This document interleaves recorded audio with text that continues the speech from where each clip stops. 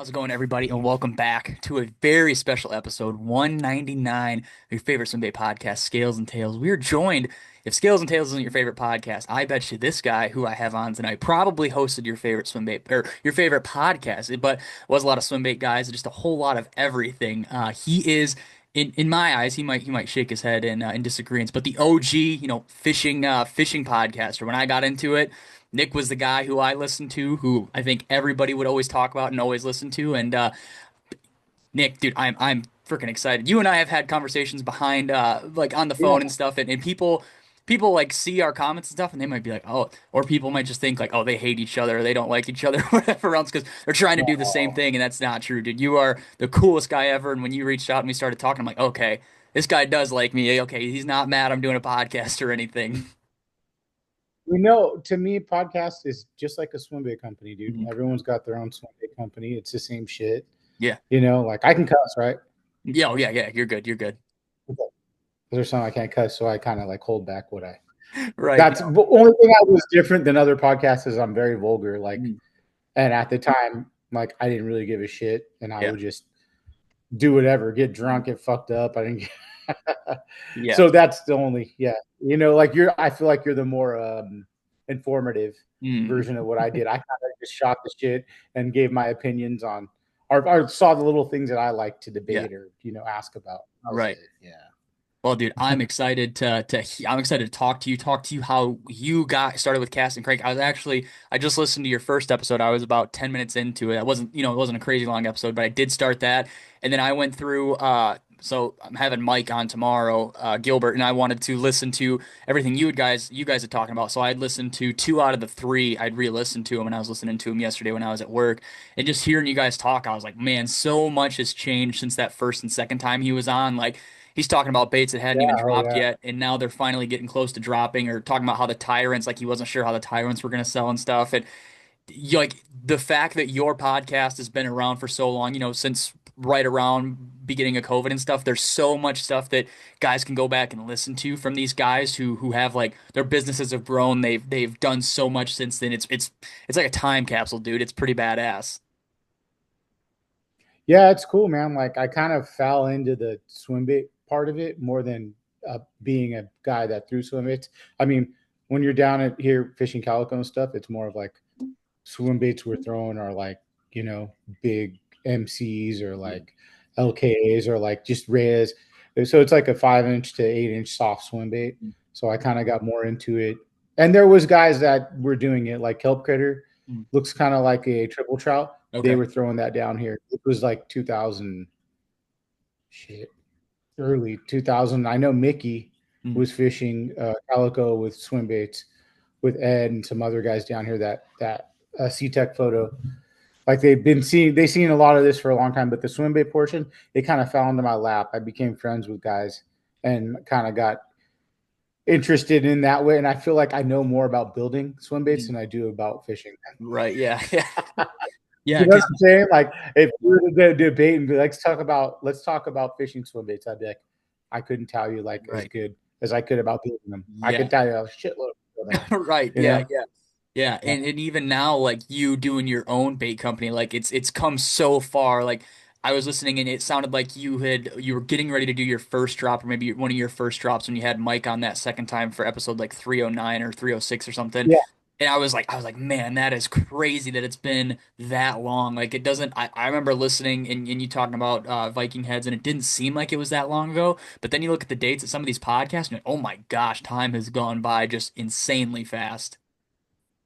You're telling me. I mean, I'm like now I think we're coming up on 2 or 2.5 years, and Wow. it's like I think we're in 23 shops now. We're in Turner's, Outdoors, Tackle Warehouse, all the local ones over Yeah. here, pretty much in California, and then a couple back east. I don't remember, Right. like the certain ones we're in. Hmm. It's wild. Yeah, it keeps going, and it's a family run business. It's crazy because I make I paint them all pretty much. My wife will pour them, the Hmm. Viking, Yeah. and then my son will put split ring eyeballs. Same thing. We're all doing it, Yeah. packing them, shipping them.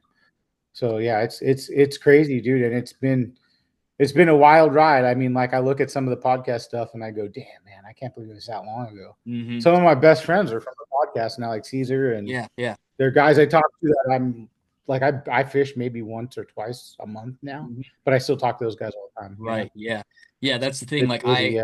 I talked to all these guys and I got to fish today and that was the first time I fished in probably like a month or two. I went down to Texas this past weekend to film for Marshall and I took 5 casts and I was like, okay, that's enough. I'm here to film. I'm not here to fish. And I was just like, wow, it is insane. I don't know. That's one thing that you and I can agree on. Like it's insane how much time goes into just like recording a podcast, sitting down, getting everything planned out and scheduling everything and then it going up and you maybe missing a week upload or something and somebody's like, "Hey dude, like miss an episode this week? Like what the hell?" And it's like, dude, if only you knew. And then, you got the money thing you got to pay for some platforms, you got to pay for some subscriptions and stuff. And it's like, yeah, it's free for people to consume, but they're or like they complain about ads and stuff and it's like, dude, if that's why I like talking to you because you know how that stuff goes. It's kind of I don't know, it's not crazy, but it's like if only people had a glimpse of what it's like to run a free podcast. It's like, oh, it's not hard, but it's a lot. It adds up quick.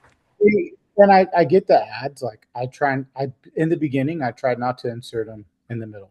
I tried to do beginning and end. Hmm. But for advertisement on a podcast, there's no real way. You show your demographics and your numbers, and they'll be great. I'm sure yours are just as good. Hmm. And there's no real way to show a return unless you got a product code. Yeah. So it's like really hard to get a sponsor because like, I'm too vulgar. I say fuck. We threw up on it. We fucking did everything. Horrible shit was said on it, like funny stuff. To me, it was funny at least. So the good old boys are like and a lot of these big companies are Yeah. still ran by. They don't want. They're not. They're boomers, bro. Mhm. You know Yeah. what I'm saying? Like they're not in with the new time.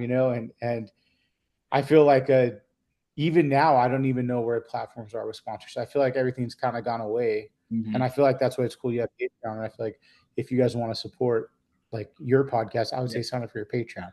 Yeah. Best thing you could do. Hmm. If you don't want to hear as many ads, then more people go Patreon. I'm sure the less fucking Yeah. ads you could play on the podcast Yeah. as well. Exactly.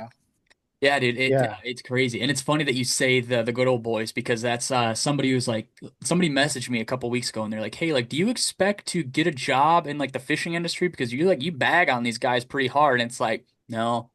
No, I don't expect Berkeley to call me up and say, "Hey, can you come film a video for us?" Because I don't want to do that. That's not what I want to do. I want to go out and film for Jeff or film for Marshall or go out and hang out with Mike and record a podcast with him. I'm like, I'm not into it for the big name brands. Like that is the complete opposite of what this is. This is for the guys who are in their garage pouring baits, painting their own baits, whatever else it may be. Like it's I don't think that many guys like you and I are expecting to get called up by Berkeley or by whoever else Dobbins Pure Fishing in general and be like, hey, can you guys run an ad for the Dobbins rods? And then they're like, oh No, wait, I know we your don't line up podcast. I at don't the want same. you.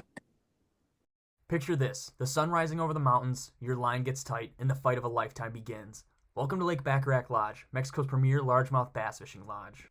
Nestled in the heart of the Sierra Madre Mountains, Lake Bacharach Lodge offers world-class fishing, luxury accommodations, first-class hospitality, and expert guides who know where the grandes live. Whether you're chasing giants or kicking back after a day on the water with a frosty, cold, bottomless margarita, we've got you covered. Home to some of the biggest bass in the world, Lake Bacharach is truly an angler's paradise. Don't miss your shot at the bass of a lifetime. Book your trip now at www.lakebacharachlodge.com or call 806-316-8382 today. Lake Bacharach Lodge, truly the best in bass. If you're listening to this podcast, it's safe to assume you're tossing big baits for trophy bass. You already know that treble hook changes are part of the game, but they don't always have to be a pain in the butt to do. Toit split ring pliers are hands down the easiest way to swap out treble hooks, especially on those beefy swim baits we all love. No more slipping, no more fighting your gear, just smooth, secure hook changes every time. Available in 3 fixed sizes in a full kit with interchangeable jaws that safely open up any size split ring. Toyota doesn't stop there. They offer a full lineup of precision tools designed with anglers in mind, including long and short nose pliers, scissors that cut cleanly on limp braid, and wire forming tools perfect for rigging those soft baits. So up your game with Toy, because when you're chasing giants, every detail matters. Check them out at toyfishing.com and be sure to use code SNT15 for 15% off your order. Again, that's toyfishing.com, TOIT fishing.com. And again, SNT15 for 15% off your order. No, we don't line up with the same Hmm. demographic. Like if you look like at, and I don't know these people, so I'm not trying to talk shit on them. Like like Zaldane, Yep. he's already lined up. He could start a podcast Hmm. and just do it, and he's got the sponsors, and he's already lined up with that company, and that's awesome. Ike and Ellie, same thing, has a whole everything lined up. I'd say he's kind of an OG. He's been doing Yeah. it for a long Oh ass yeah, he time is. Yeah. through the different ways he's done it. He just it wasn't what I was kind of going after. Luke Duncan, another one, Mm-hmm. another low budget live. I think his podcast is good. I'd listen to it. He had a pretty something different. He'd run his mouth. That was cool. Like a lot of these guys won't. And Yeah. if you're lined up with a agenda, like you know, like that post I did with Mike a long time ago, we almost had one with Chris Oh yeah, yeah. I know what you're talking Zaldane, about. Yep. great Mike, and then Ben from the Hookup Tackle. Hmm. And I was gonna be like, hey, we could talk about knockoffs. That was the whole Yeah. thing. Yep. Like, hey, and it was kind of like, but we'll never touch that. Phoenix, I'm gonna say the dude that ran Phoenix for that time that I was sponsored by him was Hmm. amazing. That was Lee. Hmm. And then Mac, Vince, Borges, like they were all great Yeah. dudes. Amazing. So that was like I scored on that one, but it was also a local company that I knew a lot of the people Hmm. already from fishing. Right. But and we'll just never align. It's kind of like the punk rock or Hmm. hardcore or skating or BMX of fishing. It's like now it's getting a little different. Things are changing, Hmm. in the world of I've stepped away for maybe a year and a half, and I still keep in touch because I'm making baits and I'm friends with some of these Yeah. bait makers. But people are, we never thought a 3-inch bait or a 4-inch or a 5-inch bait is considered swim Hmm. bait. A lot of these dudes that are the mean guys are making these threes, fours, and fives, and Yeah. that's great. They're going to make their money that way. But the times are changing. Hmm. I remember leaving and talking to Mike, like at the end, kind of. I still talk to him here and there Hmm. about all kinds of shit, like company shit. He's been Yeah. a great resource, Mike. Same thing with all the guys from SU, like Chris and Ben and Hmm. everyone, Matt Hom, all those guys. So I'll talk to them still about, hey, dude, what do you do with this or Caesar? Like, Yeah. and they'll go, oh, well, I do this and that. It's just you still talk to them, but you see the tides are changing. Definitely swim bait. I don't feel like California is the pinnacle. It's Texas now. Like Yeah. I mean, and it's so quiet now. I think NorCal's happy they got a little more Hmm. calm now, where Hmm. people aren't blowing their crap up Right. because I Yeah. feel like that's where the big ones come from. Yeah. You know, Yeah. And then even like going back to how much stuff has changed, that second episode with Mike, somebody asked when you guys were doing the Q&A, like, excuse me, they're like, will there ever be a 3 or 4 inch citizen for like an A rig? And Mike's like, I don't know, like maybe, don't hold your breath. And then yeah, and then you fast forward 3 years and it's like that's Mike probably sells a gajillion of those and can never keep up with the demand. And it's like, wow, back then, not saying necessarily, but back then people probably would have been like, why is he wasting his time making this bait? And now, like you said, the tides have changed. People are doing different stuff now, and you can't even keep those things in stock for 20 minutes if you upload them on your site. It's crazy, and it's the swim bait guys who were throwing the 250 religiously back then, and now they're, not that there's anything wrong with it, but they're throwing the smaller glide baits now and smaller soft baits. It's interesting to see how it all changes like that. I love seeing Marshall adapt. Yeah, Of all the people, like I've seen Marshall come, pretty much drive to my house when he's down yeah, here, so be sick. pretty fucking broke. Like I think he's one of the only guests I paid because I feel Really? like shit. I'm like, Yeah, bro, yeah, here's gosh, yeah. Like I'm home, like I'm like, bro, you could stay here or whatever, like more than welcome. But he was driving. He's like, oh, I got a big drive. I'm like, well, here's some cash, dude, right, because yeah, I, dude, that's fucked up. But I've seen him grow with the fishing industry and understand like sometimes it's not all swim baits. mm-hmm, Sometimes you gotta adapt. And he's like, hey, this is my living. mm-hmm, This is the way I'm gonna do it. I gotta adapt. And he did it, and he's done a great job, like a really good job of yeah, navigating that mm-hmm, yeah, and he's like, and making his own like genre, like his yeah, whole the way he did the like, dude, people do that now. You know what I'm mm-hmm, saying? You see people yeah, paddleboard their ass off. It was not cool before. mm-hmm. Everyone, their mom does it now. No, yeah. Yeah, I mean, dude, there used to be so many people that would make fun of Marshall for it. And then now going on to Lady Bird Lake, oh my gosh, I couldn't even tell you how many paddle boards I saw this weekend. It was insane. I feel like even down here for the salt because we Mm. have the bays, you'll see a Yeah. lot more people fishing from a paddleboard. you know. Yeah. So and that's been cool to see the transition of that. Hmm. Uh, it's been it's been weird seeing, some companies come and go, like where you're like, damn, like I see a whole nother generation of bait makers now too. Hmm. It's really cool. And I feel like the East Coast is getting a little more like they're catching up to where they need to be, maybe Yeah. a little more. The bait makers, really a lot of bait makers from the East Coast now too, Yeah.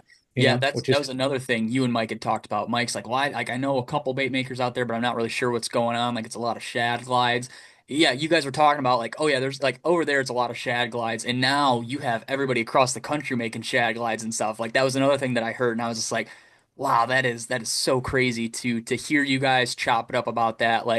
Like just, blowing smoke like, "Oh yeah, they're making shad glides. I don't know if it'll ever get over here to California." And now everybody's making them and everybody's buying them. Everybody has 10 of each. It's uh it's interesting. And like I said, you having your podcast out for so long, it's cool to go back to listen to those episodes and hear what you guys like were like, "Oh yeah, maybe this will happen." And then boom, it is happening right now, or it's like at the end of the boom. Or like you guys would talk about stuff and being around for a while, I was like, okay, I remember that, but it was something that never took off, or it was something that, like you said, the company, stopped making the bait or went out of business or whatever else, because that happens all the time. It's interesting to see that for sure.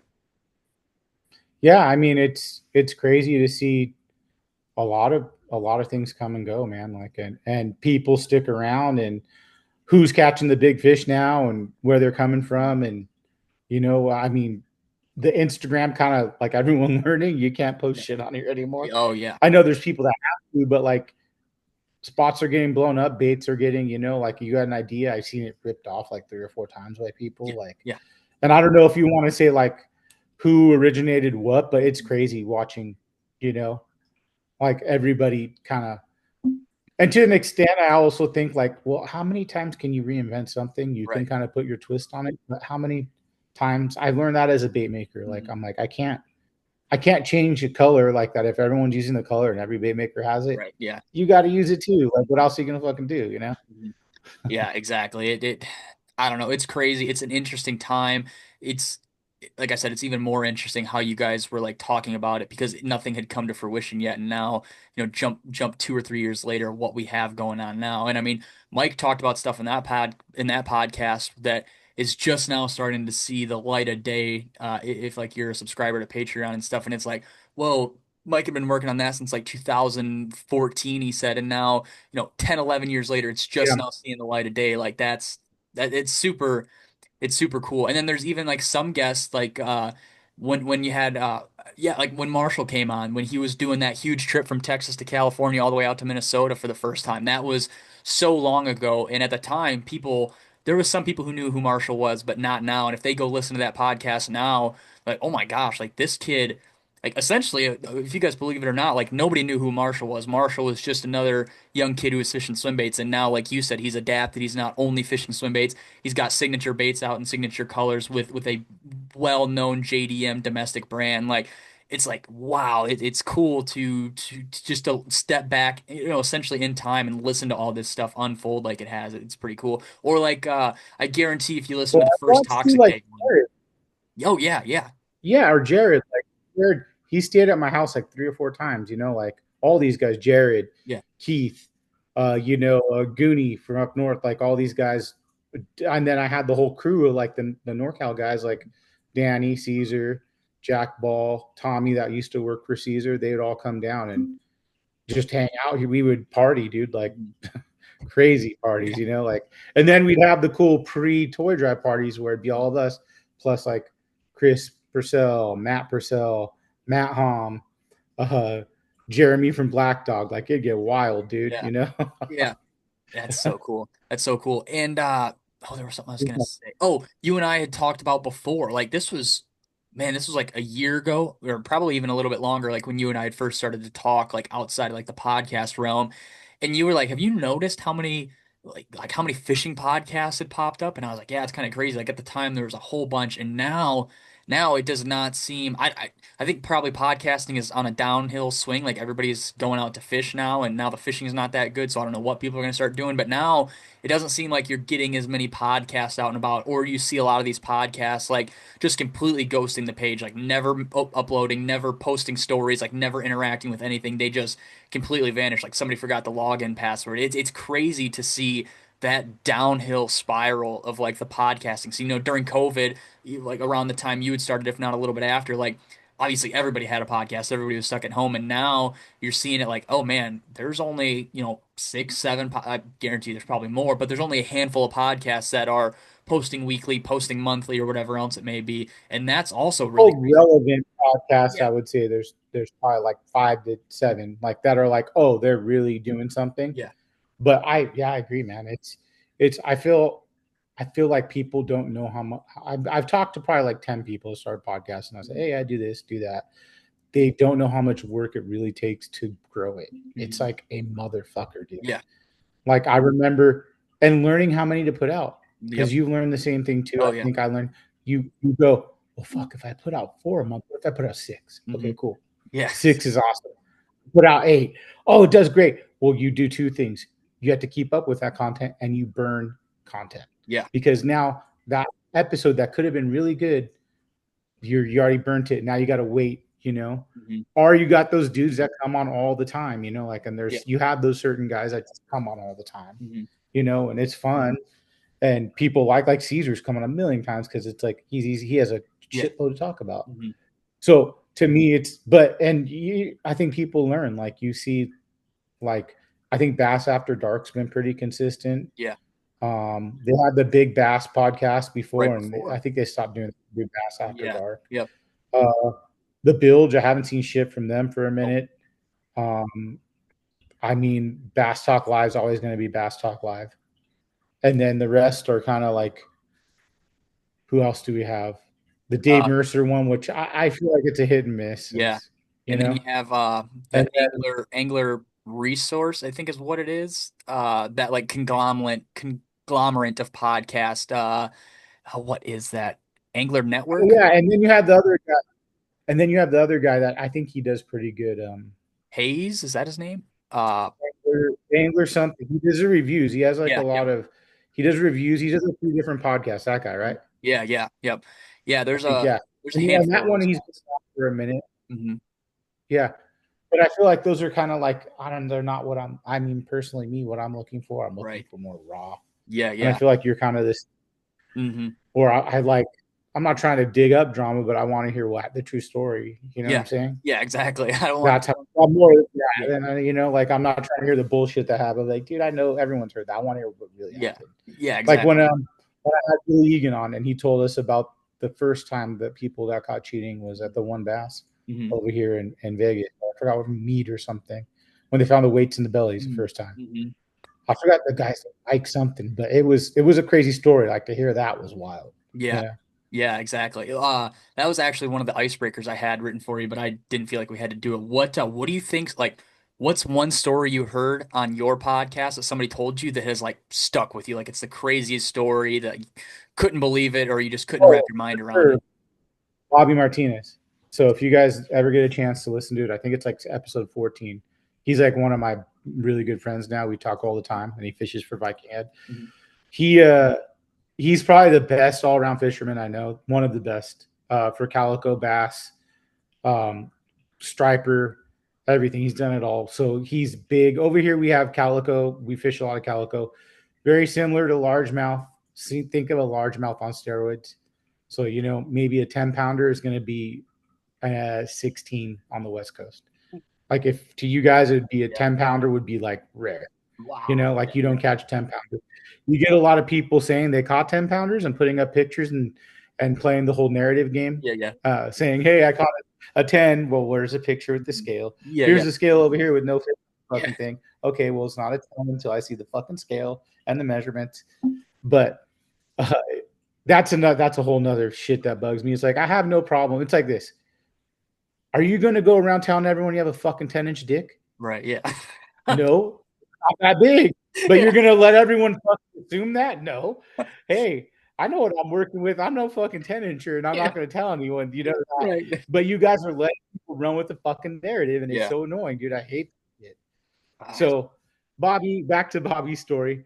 Um, he goes to the island. We have two islands, San Clemente and Catalina, some other ones too, but San Clemente is a far one. So he's got an 18-foot outrage, a whaler with a 150 on it. It's about a 3-hour drive, two and a oh half my hour drive. gosh. Okay. Okay, but this is like Disneyland for bass fishing. Okay. Used to be. It's good now still, but it'd be the land of like 5 to 6 pound calico, which is like catching 10-pound largemouth Yeah. all Yeah. day, 8-pound largemouth. So when you fish these calico bass, you're getting uptight. So sometimes you're in 8 feet of water. You're with the surfer Mm. sometimes, they're next to you. Those waves are ready to crash because you're getting all the boilers. Yeah. Well, Bobby had a whole story, and you'll listen to this. I'll break it down, kind of make it short, but it's a private island. You cannot land. It's owned by the military. Like Mm. they do testing out there. Rogue wave got him, flipped his boat. Uh, he doesn't know how to swim. Good, doggy paddle. So he had a life vest on. Yeah. And I always remember this. He's like, I was in the water and I fucking see it getting deeper and everything like going deeper. And I remember Yeah. having my vest on. So I pulled the fucking the little thing, and he said Yeah. he shot up like the Rocketeer. So old people would know what the Rocketeer is, an old movie. Like he shot up out of the water, but pretty much he gets stranded on the island. They have to hike in. The military police get him. It's a whole fucking ordeal. But that one always stuck out to me, is like, because when you calico bass fish, you always think, fuck. Sometimes I'm in there deep, and I'm like, Mm-hmm. you got to keep your eye. If you're a surfer, you're usually good because you can read the waves. But if you're Yeah. not, it's kind of get sketchy because you could get flipped by a wave. I've taken a couple waves where I'm like, ooh, fuck, man, this is pretty steep. Like, Yeah. it can get sketchy, like a whole nother thing. But that story stuck out to me. Um, let's see, what's another one? There's been a lot of Jeremy stories. He's a really good storyteller from Black Dog. Yeah. Um, I mean, God, it's been so long now, like a year and a half. I don't remember a lot of the shit, but Yeah. like, Butch has been another good podcast. He's such a nice dude, and Mm-hmm. people, I'm glad I got to document that because we're getting older. I'm getting older. I can feel it. Fuck, I'm all gray now and shit. Um, so I mean, it's cool to be able to document some of the guys. Rago's another one I got to talk to. I still Yeah. talk to here and there. That's cool. Have been really cool to like document. The one I really, really, really wanted, I almost got a little close to getting, was Mike Long. Really? You were close? When I had a little, I had a connection give a call about that. Mm. So I would have done, and I told him, like, I did text the person, like I said, hey, tell him, I'll let you tell your story. I'm not even gonna fucking like Not even gonna bring butt anything in and up. go, I have you're no idea what's going on. no. I would act like you tell your side of the story, Yeah. because yeah, it's fucked up, and a lot of it is shitty, and he did some horrible things. Mm-hmm. He did catch some fish. Mike even said he caught fish. He seems Yeah. to Yeah. catch fish. Like, he's caught Yeah. some fish. He's a stick. He could fish, and he did some fucked up shit. But money, I mean, will make you do dumb shit. Mm-hmm. And I'm sure he did some stupid things. It's just I don't like. Like I said, he's a piece of shit for doing what he did. Yeah. But I've seen a million motherfuckers hang baits. Right. I've Yeah. Yeah. watched the fucking cut off of their fucking bait hung in the mouth. Oh, you're just gonna cut your line off your fucking bait and hang it in there so it's cute? Like, Mm-hmm. no, it's like to have this opinion when you're a piece of shit yourself is kind of hard to, Right. Yeah. Being a like, hypocrite. really call them out like that. So I hear both sides of the story as well. Mm-hmm. Because the SD Fish guy, let's get it straight, he fucking had a narrative. Right. He was mad at that guy. The SD Fish guy wrote what he felt. And Mm. it may have happened to him, but also, if you get me to write an article on someone I hate, it's gonna sound really fucking bad. Right. Yeah. Just like that dude did. Mm-hmm. So it's one-sided. And that's where I said I always want to hear the other side. Never got to hear Right. it. Yeah. That Did was what I really, really wanted to do. did you get to talk to Mike at all, or was it just through your acquaintance, through your buddy? Through acquaintance. Okay. Yeah. Dang. Through acquaintance, I got to, but I've know people that still seen him. Like, he's Really? around. Like, I figured, yeah, yeah. man, I figured he booked it out to Virginia, Washington, somewhere, Washington State or somewhere like where people Oh, maybe didn't know who he was. you would think, but it's like, if you don't fish, people ain't gonna know who the hell Right. you are. Yeah. Yeah. I mean, now it's a little different, Mhm. Like, you probably get noticed. I get noticed for my voice more than I get my Right. I'll talk in the tackle shop like, I met you before. I used to do a fucking podcast. Yeah, yeah. You're my stupid ass voice. Like, but it's crazy getting into that swim bait thing was like a cool thing because I kind of learned. It was crazy. I got to see everybody's secrets. That was probably the Yeah. coolest thing. Yeah, yeah, I exactly. got to see everybody's secrets. Like I said, I've learned a lot about bait making, Hmm. like a ton. Right, You yeah. know, What it's crazy to go like how you do shit. How like it's wild. at like what point did you really notice Cast and Crank was like taking off to the point where you were like, oh man, this is like I get to talk to people now, or like I have people coming on the pod or like asking me to come on the podcast. Like at what point in time did you see like the viewership and everything really start to grow? Did it take a little while or was it pretty fast since it was around the COVID time or So it started like a year before COVID, I think. yeah, yep. And I remember it was 2018. I think it was 2018 because my son's 21 today. So I think he was 14 at the time. So, because it was his ninth grade year. Yeah, August 22nd. So almost we were a little over what was that, 7 years ago? Right? My math. Yeah. Yeah, Yeah. we were a little over 7 years ago. That is insane. That's probably crazy for you to think Yeah. about. So I remember putting out those episodes and then, it was just like a connection. Like the Mhm. thing is in the beginning is since I was so big into audio and recording, Yeah. I wanted to only do live ones. That was it. Hmm. So I would just talk to people in tackle shops and I'm like, hey, and another thing is I was super green to the fishing thing. Yeah. So like my only experience was like largemouth through my uncle, like drop shotting. Hmm. I was barely getting into calico, like where I was really into it. Yeah, yeah. So I just started asking random dudes, and then I remember who did I hit up? I hit up Swim Underground. I think it was Chris was kind of the first. Oh no, Caesar. Mm. Caesar was the first one. So he kind of no, it was, I'm sorry, Danny Telemeter. Okay, yeah, yeah. Blanked. What is he? Scumline From Customs. Lines Custom, yeah. Uh, yeah, stupid fucking idiot, Danny. I'm just kidding. He's a buddy. I love him. Um, so I remember Danny reaching out and Caesar and them coming down to hang out for a Fred Hall. That's like the big tackle show Yeah, we yeah. have down here. And I kind of met them and we had a blast and it was fun. And we kind of shot the shit more than we really talked fishing. Hmm. And then I learned about swim baits and then I had Chris on and it kind of started taking off then Mm. when the Okay. swim bait happened. And Mike was one of the early on. He Mhm. he he saw a couple. He's like, "Well, I'm down. Fuck it." Yeah. But when I think it was probably right when COVID started, I started to see like a jump, Mm-hmm. and then when the toxic days Yep. and the toy drives happened, and I started to see like, oh shit. I think the second toy drive was probably the craziest at the time, like where I was like, damn, it's pretty fucking crazy. I think we Yeah, raised like 15 grand and like I think like 1,800 toys. that's so Yeah. sweet. That's so awesome. Yeah. So that was really cool. That was like kind of when it was a lot, and I was traveling too. So Mm. I was like driving to Billy Skinner. I was driving to NorCal. I was driving to Clear Lake to do like Oh, Bailey and yeah. all those guys.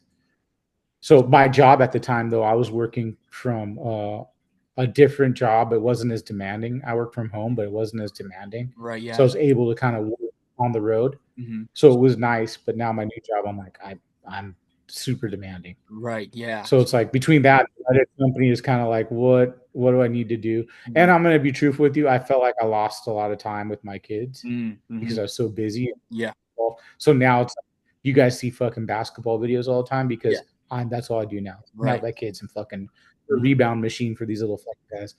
You know what I'm saying? All I do, I'm like, so now I dorked out on fucking basketball shit. So Yeah, like it's cool sometimes we'll be at games and dudes will be like, yo, cast and crank, because I'll film. yeah. So I'll Oh, that's film my cool. kids. Mhm. I have an FX30 and I love filming too. It's fun. Mhm. Oh, yeah. So I have an FX30 and I have a Tamron and a like a 2.8 75 to I think 24 or Mhm. something, and a Yep, couple yep. other lenses. So I do that too. So like I'll run into people that way Mm. as well. But I think the biggest thing was when I started really getting into the swim bait Mm-hmm. thing, and I feel like I got a lot of guests because I didn't know much about them. So like Right. when I would never like dork out on guys like Mike, we would talk and I'd be Yeah. like, oh no, whatever, fuck it. I didn't know him that much. I knew about him, but I didn't know how like famous he is or how Right. big of a deal. Yeah, And yeah. Was there ever even if it was swim bait or not swim bait, like was there a guest that you had known whether it was a calico guy or a swim bait guy after you'd been doing it for a little while that you hit him up and they're like, yeah, I'll do a podcast, and you're like, whoa, I cannot believe that I got maybe it was Butch or maybe it was somebody else that you kind of knew because you'd been around for a little while that you'd been doing maybe 50 or 100 episodes, and these guys like would name drop this dude and you reached out and he's like, yeah, I do a podcast, and you were just in like such disbelief that he said yeah. the one that I remember that I kind of fanboyed out that people probably wouldn't, and none of you guys, they say he's like a local, Okay. like striper largemouth guy. His name's Matt Magnon. Hmm. He works at a Last Chance Tackle. It's down by Diamond Valley Lake here in Okay. Southern California. Yeah. When I first started fishing, like in 2009, I would go on a site called I think it was a fishing network. Hmm. Okay, and they had reports, and Oh, yeah. Matt would put up the striper report at Diamond Valley all the time, Mm. and I'd be like, "Oh, this guy's a fucking stick." So I remember I started doing the podcast for a while, and I'm like, "I wonder what happened to that fucking guy." Hmm. And I got a hold of him, and Matt was like my kind of dork out with That's him cool. because I was like, "Damn, dude, I fucking been following you forever, dude." Like, but Butch was one for Hmm. sure. I knew who Butch was, like, and his accomplishments. Yeah. It's a big deal. Like that's some of the Calico guys. I mean, that I really like. Chris Lillis was a good one. I think he was a big first like oncomer. Like Hmm. he he's supposedly caught like a 12 to Oh, 13 pound calico, oh my and gosh. it's kind of like one of the biggest. It just was so long ago in the picture. He said he doesn't call the size, Right. but he caught a big motherfucker, and the guy's a stick. He's caught a lot of big Hmm. calico largemouth as well. So Chris Lillis was another one where I was kind of like, damn, I got him on too, and he was cool. But that was pretty early onset. Mm. But the Butch was definitely one, and Butch is so fucking cool, man. Like he he's one of the nicest dudes ever. Yeah. Hmm. Yeah, it's cool. I mean, that's why I think Cast and Crank is so cool, just because you had it wasn't just swim bait stuff. It was your region, and your region is stuff that I don't have over here. So like you get to have these in-person interviews with these guys who are, local-ish to you that are swim bait guys. And then you Yeah, get to have these guys who are talking about calico fishing, and I'm just awestruck because I'm like, I could not imagine fighting or like in the kelp fields, like trying to catch these calico or on these rock jetties. And I'm like, this is like some metal stuff that I couldn't even fathom being able to do. And then here these guys talking about how they've been doing it for 20 years with their dad or their uncle or whatnot, and now they're doing it. And I'm like, that is the coolest thing ever. That's why I enjoyed your podcast so much, because it was just such a it wasn't the same thing every time. It was just the yeah. guests, no matter if they were calico guys or not, they could be 20 miles up north and they have just a completely different set of stories and experiences from what these guys had from around you or what else. It was pretty cool that in that sense. That's like, and another kid, I'm gonna call him Seth, nice Oh Niswanger. yeah, yeah, oh He yeah. lived, he lived on me, so he was really cool. I have a cool story about Seth and his dad. His dad does Bass Tour Anglers podcast, I think. Hmm. Really cool podcast. His dad is the best dude. So I remember before I met Seth, I kind of knew him. My son had his dad as a teacher, That's what it was. Yeah. and I remember my son got my son thinks all this weird shit. He got, I forgot what it's called, but anyway, his intestines. He got gangrene in his intestines, and he Okay. almost died, like really Yeah. bad. This was like early on, like 30th or 40th episode. And I remember his dad. I called, I messaged him. I said, "Hey, Andrew's out." It was towards the like middle of the year. His grade was kind of fucked up, and he's like, "Hey, don't worry about him. Worry about your kid. Andrew will do fine. I got him." Hmm. And I always remember that. That's And cool. I was cool because I became really good friends with Seth. Hmm. So like I have tons of funny stories with Seth, like of almost sinking my boat, or like I remember getting remember Curtech Customs. Yeah. Yeah. So Yeah. it was Whit Curry with Rich Baldonado. That's another one I wanted to get. I never did. He's kind of an OG painter. RB Tech one. Sounds And familiar. I remember, yeah, he painted like in the late 2000s, I think. But he was a big painter Hmm. over here. Like he painted, like he was really good. And I remember getting one stuck in my fucking hand. Just got it, and I'm like, fuck. And it was deep. Yeah. And I would make Seth pick it so I could drink Jack Daniels the whole time we're fishing. at night. And I remember making him yank the thing, and I'm like, just yank it the fuck out. He's like, oh my god, I can't. And it's pulling my whole skin. But Seth, yeah, Seth is he's a dude. He's a stick, man. Yeah. He's really good, Seth, and he knows all the guys too. Hmm. So that's the funny thing is I met a lot of guys, but Seth would kind of be like, oh yeah, I know Seth. You know, everyone Yeah. fucking, it's like having your twin little brother. Yeah. It's yeah. It's funny to like to look back at some of your guests and see how they, grew up or lived in California and now like Seth lives over by Virginia, Maryland area. Did you ever have Andrew Swaim on? But I know he Yeah, was friends with Andrew Seth was up there. Yeah, and now he's over there. He's on the not Virginia, where's he at? Carolina? I don't know. He's gonna listen to I this and be think so. upset.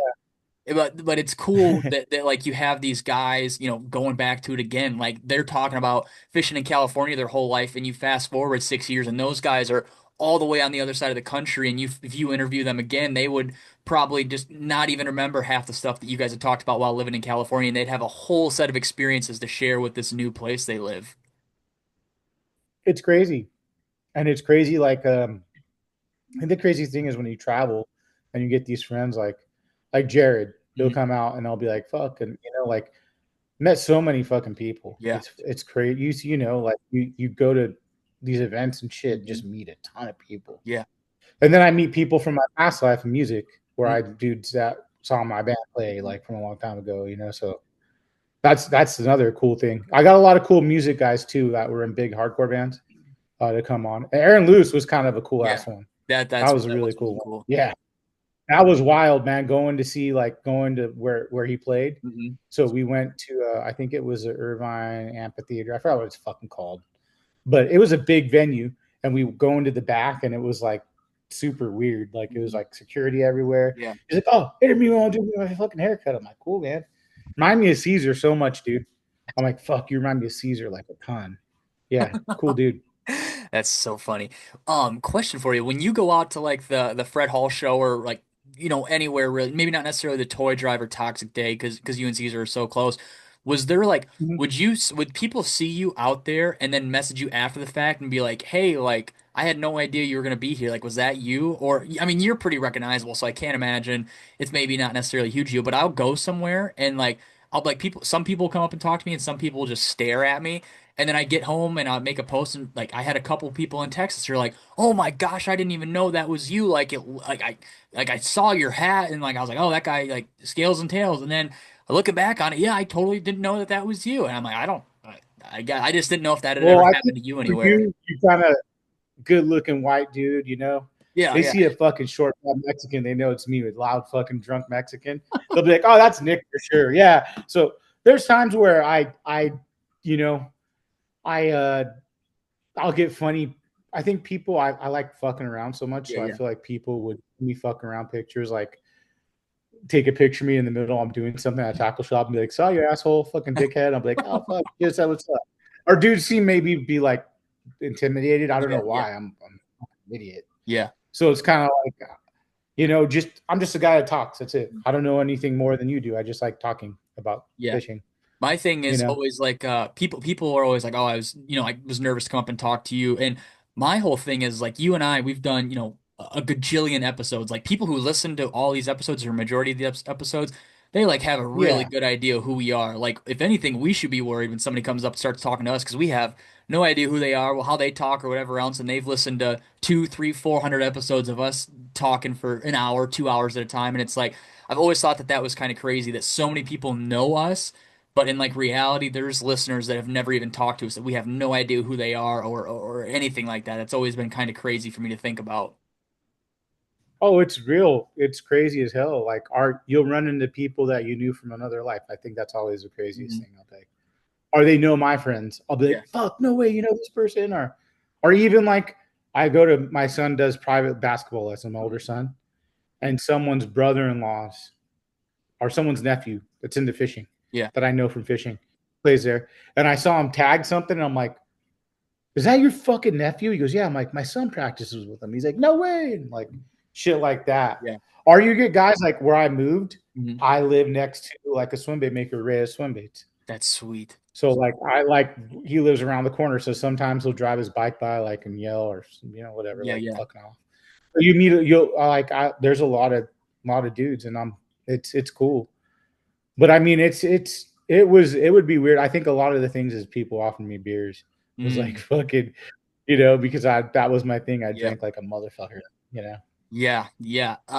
Dude, I will say our my vice president of our very, very, very, very, very, very well established company that I work for, he came to our place the other day and he was talking to my dad and he was talking about me because I'd filmed the project for the job, and he was like, my dad's like, oh, he's going to Texas next week to film for the homeless fisherman, and this guy who is probably around your age and is very, decently well off in life, he looked at my dad and he said, I watch that guy all the time. Like, your kid knows him, and my dad's like, you are so full of shit. There's no way that you know who Marshall is. The guy's like, yeah, I know who he is. And my dad's like, that guy like stayed at our house for a week last year, like a small freaking world. And my mom came up and told me that, and I was like, "There's no way that he knows who Marshall is." And I went over and started talking to him. He was like, "Yeah, I know who he is. I watch him all the time." Like, yeah, I remember you guys. You were up in Minnesota a couple weeks ago with him, weren't you? And I was like, "What?" The guy had never even met me before, and I was like, "What a small world. That is insane." They'll stop by my house, some of the guys, and like I don't know them. They'll stop my wife and be like, "Hey, does your husband do a podcast or something like from the school?" Yeah, And I'm like, part of me goes like, "Fucking don't listen to it, please," because I say some fucked up yeah, shit on yeah. there. That's the thing that I'm gonna say is like, I stopped drinking. So it's been almost a year and two Mm, months. So I completely stopped. I get bad anxiety. I've talked about it before on podcasts. yeah. I've been on Lexapro for like 10 years. Mhm. So it just didn't work anymore. Like I would get these fucking, I feel like I'm dying all the time. So I'm like, Yeah. fuck this. So I just started doing edibles instead and There you go. smoking weed, which is cool. But when I'd be drunk as fuck on there, I'd say some fucked, and the people on there, like me and Caesar, would say some horrible shit. Hilarious. Yeah. And I'm like, it is what it is, but I don't know. Too late. I guess I did what I did. Fuck it. Right. They can hear. Yeah. Like, so I would never say anything like racist or fucking, Yeah. Yeah. just like horrible things. Like, and you guys can all hear it, but it's Right. just sometimes you listen back and you go, fuck. Or sometimes you listen back and you go, man, I wish we wouldn't have got that drunk because there was a lot of shit in there. Like I had to Right. cut out, when you got to Oh sit there. yeah. I used to have to cut. I stopped getting drunk so much with some of these guys because I'd have to cut like 40 minutes out, you know? Yeah. You got a three-quarters of the Because it'd be podcast like, out. you can't say that, you can't say that. Yeah. And Yeah. or I'd get guys calling me and going, hey, can you rip this podcast down? Mm. Or hey, can you not put that out? I'll redo it. You know what I'm saying? Yeah. So Yeah, dude, like that's another thing. Like there was a point in time where I would get schmammered like every other episode. I'm talking about like I dude, like 12, 14 twisted teas for a 3-hour episode and then getting up and going to work the next morning.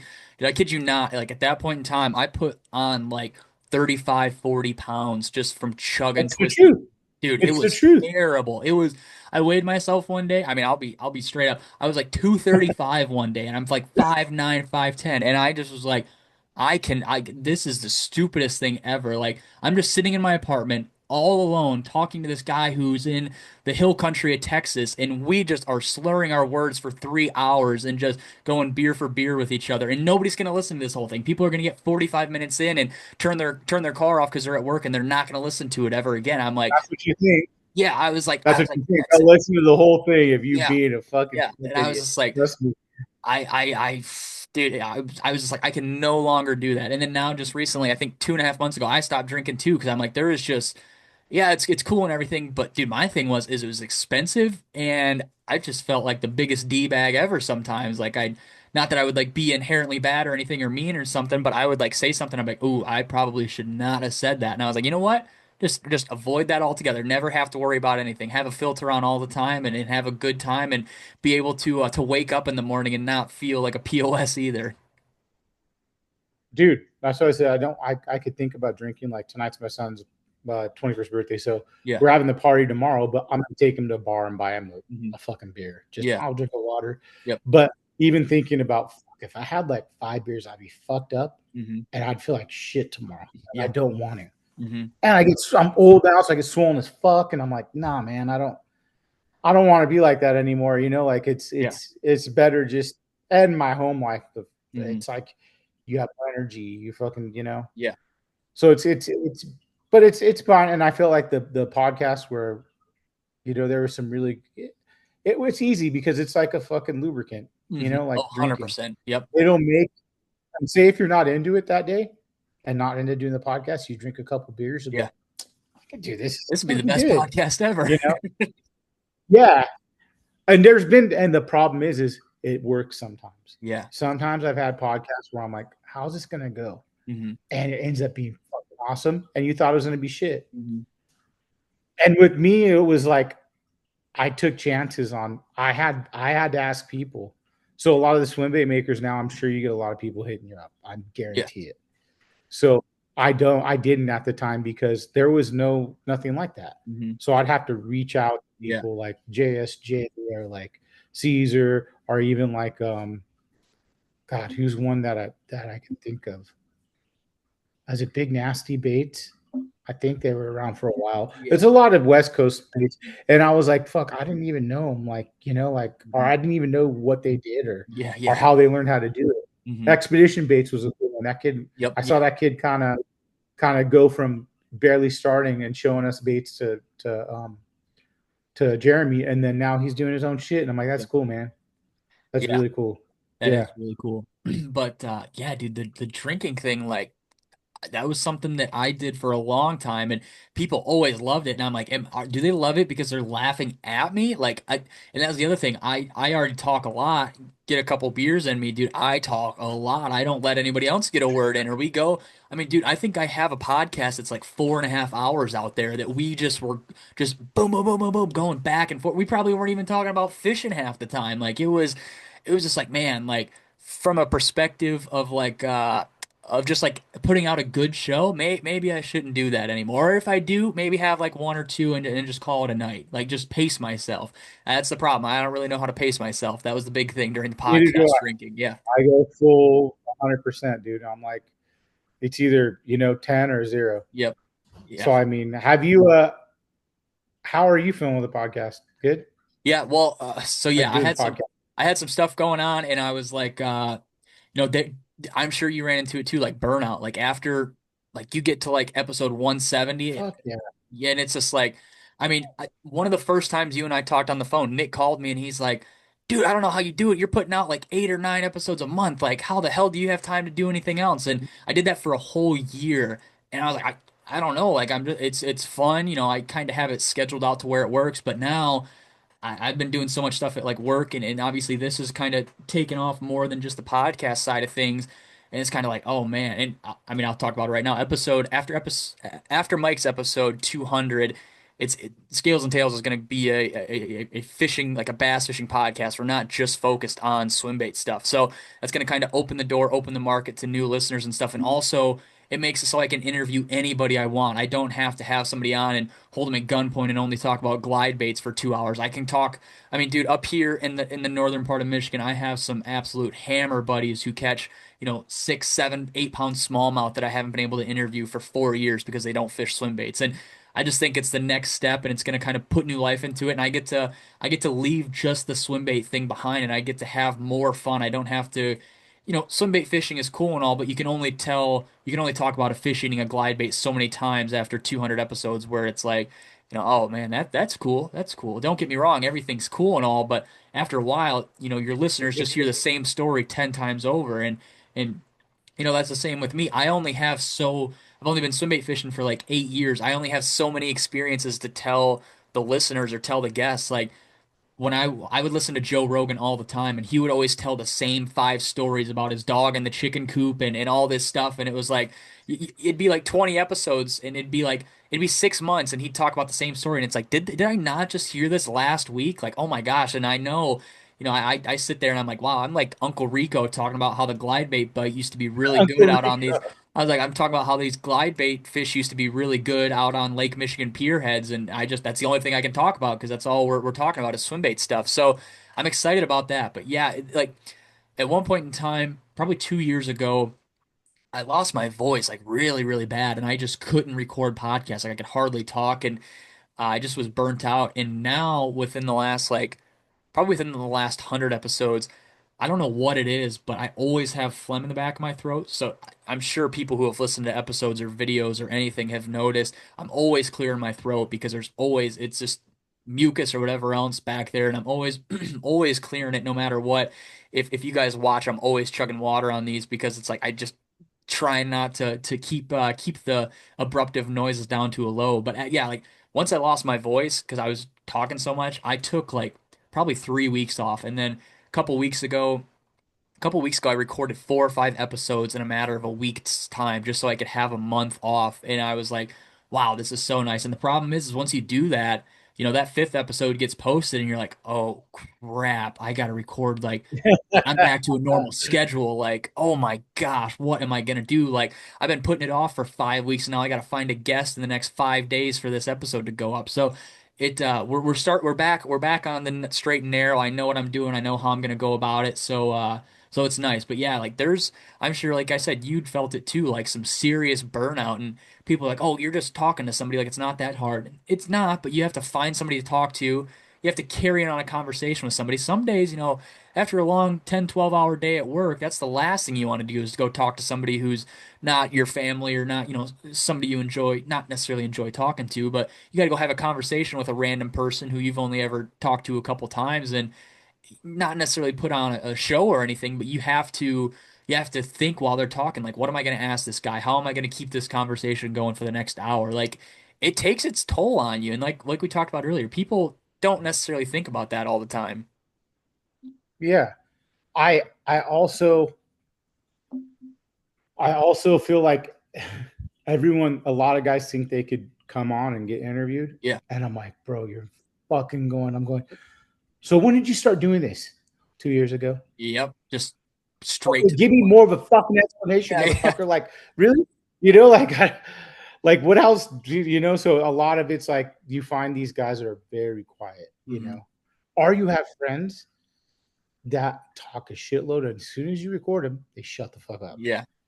And then I lose my mind, and I'm like, "Are you fucking kidding me, bro?" Like, oh, we're on the record now. Like, I gotta watch myself. yeah, and I'm like, "You don't want to say shit." Have you had to delete any episodes Mm, Uh, I deleted one or recently. not release? No, Have you ever had to every single, there was one episode that I effed up on and I didn't pull, at the time I was using Discord to record and it had like a 4 or 5 day window where if you didn't save the recording, the robot automatically deleted it. And I recorded it like on a Friday night and then I left town and I came back Sunday and I put it off and then Tuesday night after work I went to go get on the show or get on the computer and there was no recording there. And I was like, "Oh my gosh, I just lost that episode." But that was a long time ago. I've never not posted anything, and I've never taken an episode down. We'll say, I've taken one episode down, but that was for a different reason.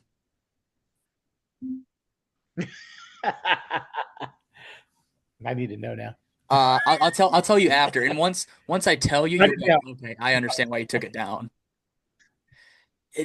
Was I there? I I don't think I'm Yeah, I sorry. was gonna say, was there any episodes you had taken down or like you didn't like maybe you're like, crap, should I put like you were like, should I put this out or should I have them come down and re-record it or anything?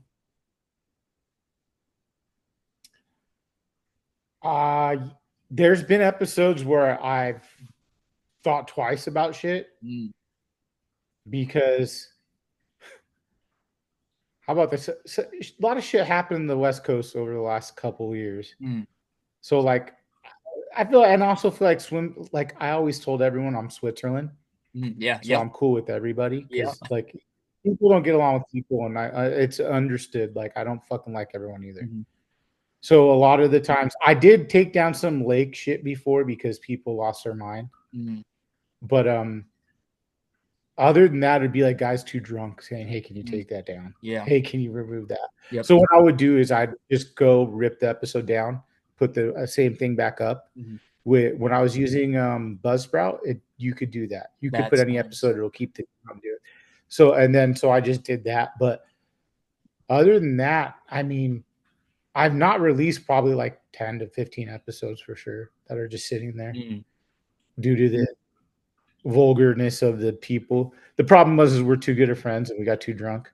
Right. Yeah. And So it was there was like, shit being said would not have been came out ever. Like or shitting on. I've had bait makers go at it on a podcast that I had to take down. ooh, yeah. I Yeah. had a couple people who had like badmouthed companies, and I was like we got done and I'd listen to it. And I would text them like, hey dude, like you kind of went pretty deep on this guy. And they're like, oh, well, I don't care. You can leave it in there. And I'm like, well, I kind of care, so I'm just gonna bleep it out. Like I'll leave the intention there, but I'm not gonna leave the target. Like you got it off your chest, good for you, but let's I don't want to be brought into any of the crossfire per se. It's like a the story and you can hear like both sides Mhm.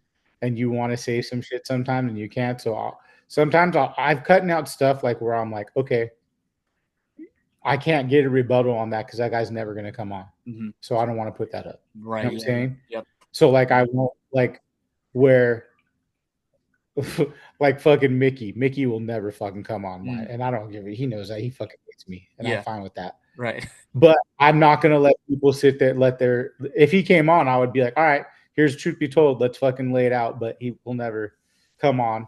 From what I heard, this is just stories like Yeah. whatever it might be. And it might not even be a big deal. Hmm. A lot of the times it's just some like who came up with the shit first. Who gives Hmm. a fuck, man? Yeah. Right. But I mean, if you're like the best, my favorite stories to hear, and some of them I can't air, is like Jerry Rago. Mm. He has the best fucking stories ever. I wish I Mhm. could just do a podcast with him all the time. Right. But he can't put some of it out because Yeah. all the patent shit, I love it, dude. He fucking holds so many patents, dude. Mm. He will fuck so many people. Yeah. That's so But crazy. It he's a that's he's a good Jerry Rago's probably one of the funnest guys to talk to. Like, because mm. I remember we did our last podcast here at my house, Hmm. and then we sat here for 3 hours drinking coffee, just That's talking about pretty all kinds cool. of other shit. Yeah. Yeah. That's that's cool. The other thing I really like is when you talk to, it's really more so for me, it's bait builders. Like I'll talk to a bait builder and like, they're not familiar, they weren't familiar with me or whatnot. And then we get done recording, and on Zoom you can stay on the call for no matter how long. And it's just essentially a phone call. And like it'll be 9 o'clock here and I got to get ready for bed. And they just like want to keep talking. And I'm like, wow, this is like cool. This guy didn't really know who I was, or maybe didn't listen to the podcast, or wasn't sure how I was like behind the scenes. And now they're like, we're just talking like we're best friends, and they're telling me about these new baits or about these stories that they didn't want to share on the podcast, or what they alluded to and what they didn't actually say.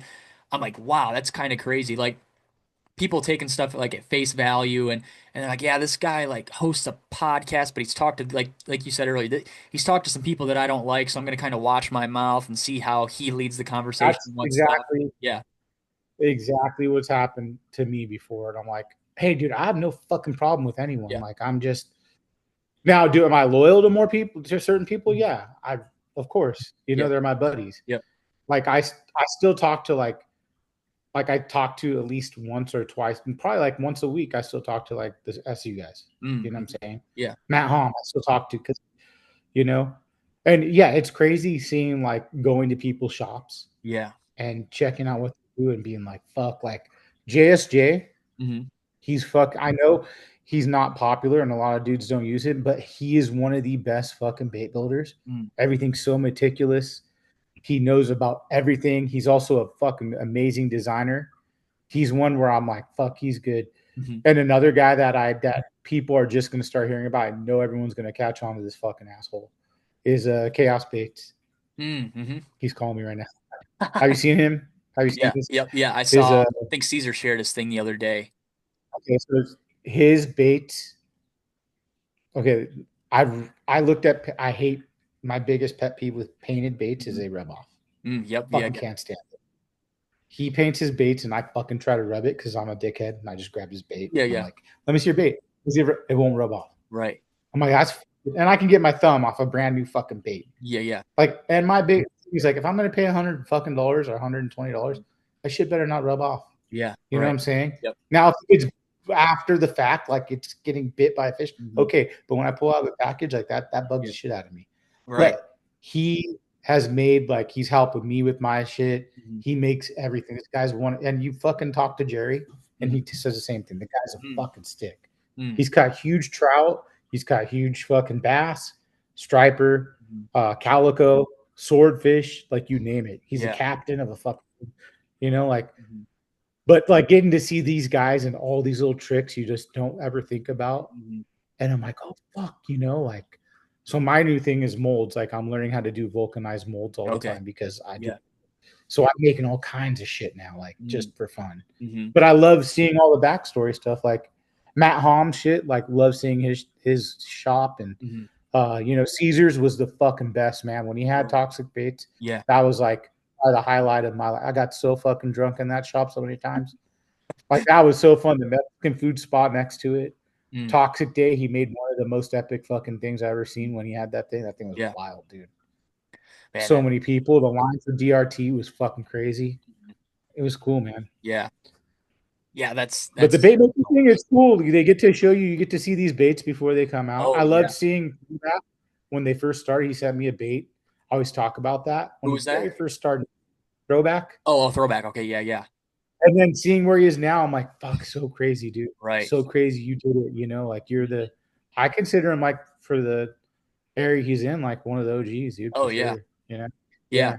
It's cool to talk to these builders and stuff and like you said, you have them on once or twice and then you guys are like pretty close friends. Like they're calling you and like telling you about these baits that are dropping or like, "Hey, did you see this guy, bitching about my bait?" or just like whatever else. And like you become like those damn it dolls. Like they're calling you, they're texting you like, "What the hell? What's going on? I don't even understand it." Like it's funny and it's like, man, I think that just goes to show that if you're a good host and like a good personable person, like no matter what, guys are gonna talk to you for an hour, 2 hours, and be like, man, like this guy's like legit. Like he's good at talking to people. He's good at listening. Like I want to be his buddy. And I take that as a tremendous compliment when I have guys on the podcast after the fact and they still talk to me, once or twice a month, shoot me a text or randomly call me. I'm like, well, I must have left some kind of like they must have some kind of respect for me if they're still talking to me after the fact that they came on and did my show for free just because I asked them to.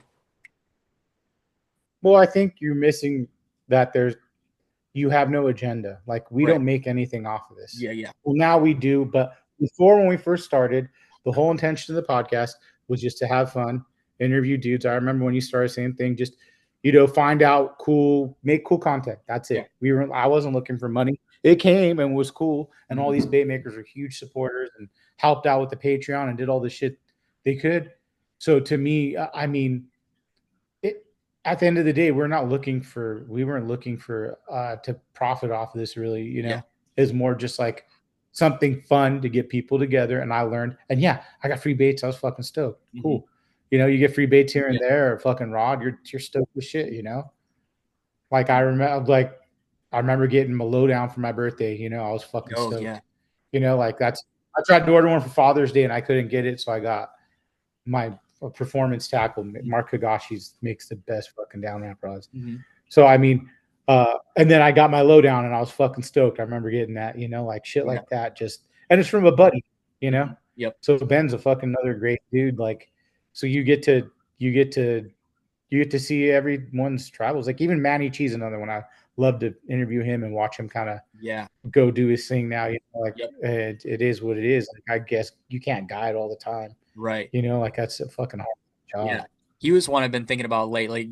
I grew up watching him and I'm like, I wonder if he'd come on and talk. Like it's been a while. I know he's really big into like the bird hunting scene and just like the hunting scene now. I was like, I wonder if he'd come on and just reminisce about I'm about sure like he what would. this Sunday bite was like. Oh, I'm sure he would, dude. He's good. Did you talk to Billy Skinner about him having a fucking heart attack when he's younger? No. You should have. That's the shit I looked into. Yeah, he said he was like 30 or something. He had a stroke or something crazy happened. Yeah, when he was on, listen to the podcast I did with him. He Damn. had some wild fucking stories, dude. That's that's crazy. No, yeah. That's one area that didn't get touched, and I don't even want to talk about Yuma that much because they're their own little environment Oh, over there. yeah. And I feel like you got to know how to fish it too. You can't just go and do it. Yeah. Yeah.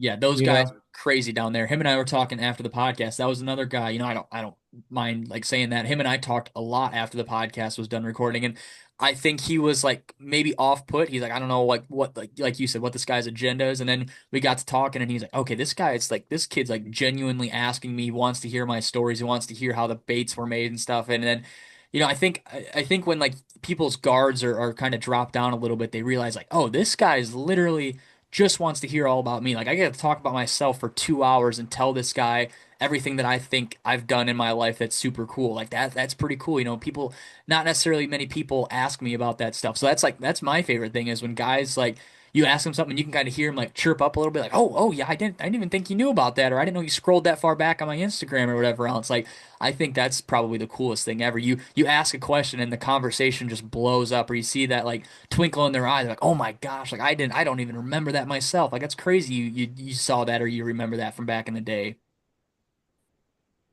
Are watching progressions of swim baits, like how they built it. Mm, Like I like Piz was one I really liked mm, because I knew a backstory about him a yeah. little. I'm friends with Daniel from the Wiki, Hmm. and so they worked together before, so I kind of knew about Piz from that, and he, was a big deal. And he's fucking the coolest guy. Paul's so nice, Yeah. like super chill, like super nice guy.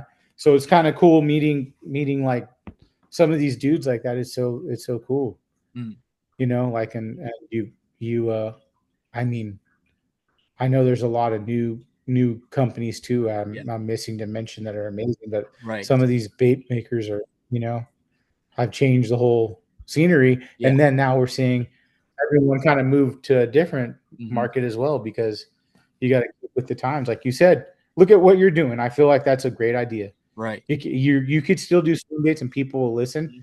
but how many more times can we talk about that swim bait? Yeah. And Yep. how many more times can we run a wheel that's been done a million times? And Mhm. and there might be a new swim bait that's fucking awesome. And don't get me wrong, and everyone's gonna love it and everyone wants to use it.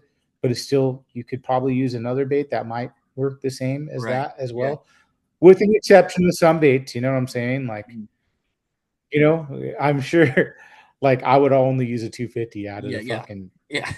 morals, but Hmm. I'm sure freestyle probably fucking works. Right. So I don't know. I haven't used, what I'm saying, or whatever the fuck. What is that called? I'm sorry, freestyle. The fucking the Talking about this. scandal or whatever. Yeah. What Yeah. Yeah. The scandal. Yeah. piece of shit assholes. Really, dude?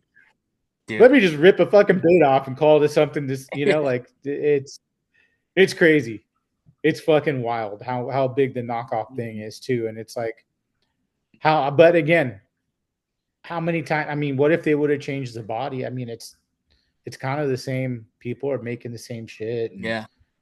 I love seeing the little like that dice shit that came out was Oh. cool. The little Yep. dice with the little, Hmm. shit like that. Oh, that's cool. Even the Gracely with the little micro shit. That's Yep. something that was different. Yeah. Yeah. At the Like you time, did that that was first. like I felt like, at the time he was the ugly stepchild. Nobody liked those baits, and now he can hardly ever keep them in stock. It seems like hey, and no it's one, crazy.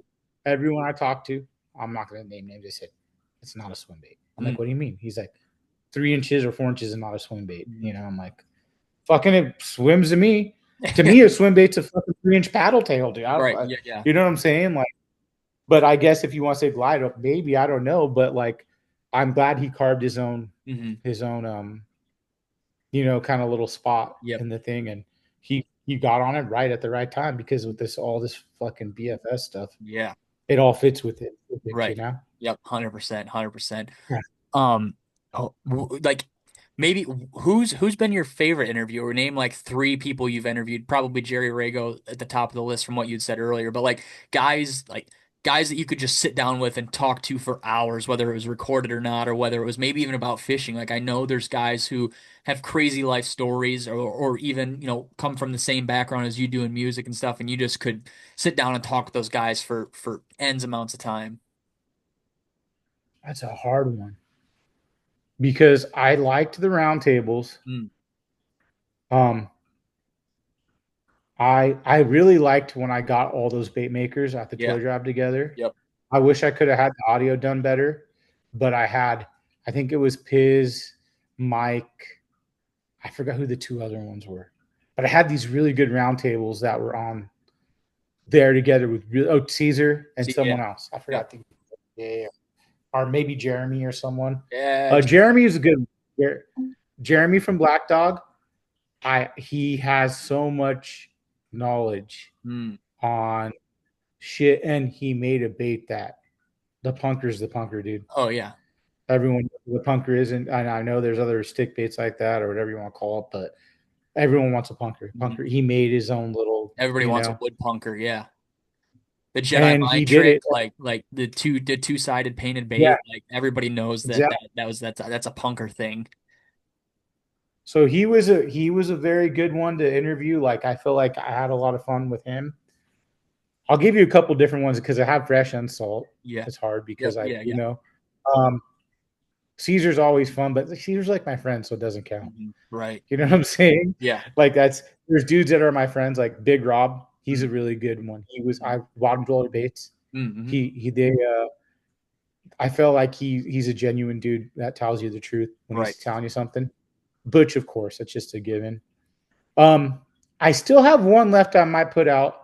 It was with Jim Mason. Jim He Mace. was the guy at Casitas. Oh, He's like he's like the OG. Even Rego talks about him. Like he really? caught all the big fish. Yes. So it was at Casitas. So it's kind of a Hmm.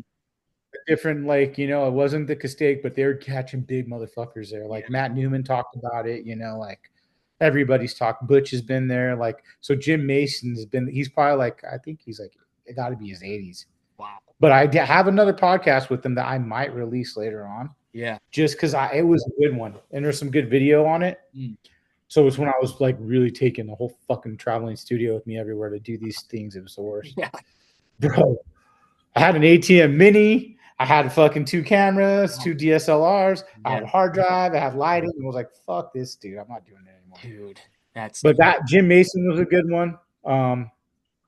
The owner from Ballast Point was good. Beer. oh. I did him down in San Diego. Mhm. He was really good. Kevin Matson always a good crossover. Yeah. He's done all the freshwater and the Yeah, I was gonna say, saltwater stuff he's and the done peacock. everything. Yep. Yeah. Yeah, Matson. It's hard because like all my friends, it's cool Yeah. whenever my friends are on, like Yeah. that we're friends. It's like fucking easy. It's like Mhm. when you have Marshall on, it's like Right. Oh yeah. you Yeah. guys could talk for 10 hours. Forever. You Yeah. know? And that's the thing, like I can tell when I have a guest on who I have talked to a lot before, like when I have Mike on, when they're listening to this, when you and I are recording this, I'm having Mike on tomorrow. And so like I've talked to Mike for probably about a year now. And if he would have come on the podcast a year ago, it would have been fanboy. I would have had three notebooks full of questions I wanted to ask him. I would have just probably not even let him get a word in because I'd have been talking to him. But now, like, I mean, Mike and I have Yeah. a couple hour long phone call conversations outside of the fishing realm. So now, like, I talk about Mike, and I'm like, oh yeah, Mike swimbait fishes, or like Mike owns Working Class Zero. Like, I know him as a friend now outside of just the fishing thing. And I'm like, okay, this conversation I think is going to be a lot better now because I know I'm not going to be awestruck that I'm talking to the Mike Gilbert from the 17-pound video. Like, Mike's a homie, he's a friend. I'm gonna be able to pick his brain about stuff that maybe we've talked about on the phone that I'm like, okay, I kind of want to dive deeper into this thing. And then like that second episode you guys did where you're talking about Bigfoot and all that other stuff, like that's sometimes Mike and I'll go on tangents like Yeah. that, and I'm like, oh my gosh, this is the funniest thing ever. This is so funny that we're talking about this right now. And I mean, I listened to that episode, like I said the other 2 days ago. Oh my gosh, I was laughing. Him Uh-huh. talking about Bigfoot and shit. Oh my gosh, I was dying. But that's like what I wanted when I Yeah. started the podcast was to get people. My goal was to get people that were into fishing but did something else. Hmm. And I did that sometimes, but I mean, I did the best I could to get that, and it turned into being swim baits for a minute. It was like Yeah. a shitload of swim baits, and then I kind of did what you did, mixed it all around because it's Yep. just so hard to keep up with just Yeah. swim baits. So for a minute, I was trying to go, okay, if I could do two swim bait fishermen and two like a regular, angler, and then a saltwater guy or some shit because I have tuna guys and all that shit too. Audience, I could you know, get to that. And I always told the people, I'm like, when we're looking at our saltwater thing, you're looking at something that big when the fucking fishing is like this Hmm. for freshwater. Yeah. So it's like, it's cool that you want to have those, but the listens just, at the time when you start getting ad revenue, you're like, fuck, the listens are going to be shit if I Yeah. have this guy. He's amazing. Sometimes you got to think like that sometimes. It's like your time and money, and it's like, well, how much, like at the end, that's kind of what it turned into a little bit more. It's like I don't have the fucking time to do it, and it costs people. It's not free for us. We still got to pay for equipment. Yeah. We still got to pay for hosting. Hmm. We got to pay for when you're traveling, going to our Airbnbs Yeah. to stay. Like for me, it was like it was. It would by no means was a fucking living. You know what I'm saying? Yeah. Yeah. Like that's, I But think, I mean, if I was like had those big sponsors, yeah, I would. But it just was never gonna happen. I tried, it didn't fucking right. work. That's Yeah. why I made Viking heads, Hmm. talking to Milliken. Yeah, Yeah. Yeah. People, I think people look at your following, our following, and they think like, wow, this guy's got 12,000 followers on Instagram. Like he's probably doing this full time. Did you ever get questioned or like did people ever assume like, "Oh, Nick, like why didn't you do an episode? Like isn't this your full-time job? Like what the hell are you doing?" I got questioned a couple times. Like, I thought you do this for your job. I'm like, fuck no, I don't get paid enough to do. I got a full time job. Yeah. And then at my old company, I because I didn't want them to know I was doing a Mhm. podcast. Right. Like because I'm working from home too. It's like, Yeah. fuck, I didn't tell anyone I'm doing a fishing lure. Now I do because I just do the fishing lure company. It's not a Right. big Yeah, deal. yeah.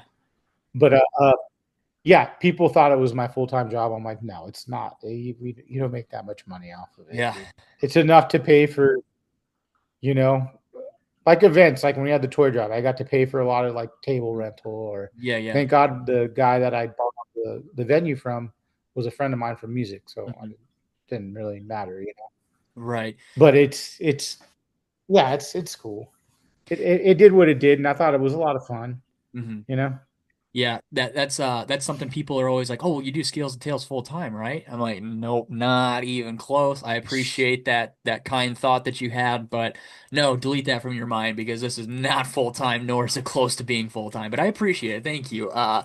It's you just probably work as much as a full time job on it, though.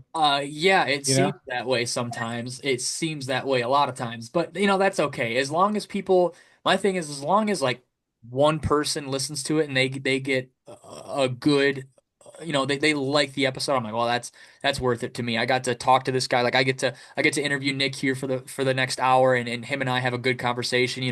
I'm happy about that. And if one person listens to it and they're hyped about, oh my gosh, Nick from Cast and Crank, I'm super excited, then that's good enough for me. That's why I did it. yeah, that's the end of the day. Like that's kind of what it was for me. It kind of got weird, like you said. You kind of get caught in this like tunnel where you're like, Mhm. oh, you get pushed to a certain way. Everyone wants something, Yep. so you kind of try to do that, but sometimes it doesn't make you happy. Yeah. So you're like doing a topic that you might be like, I'm fucking over this. Like Yeah. Yeah.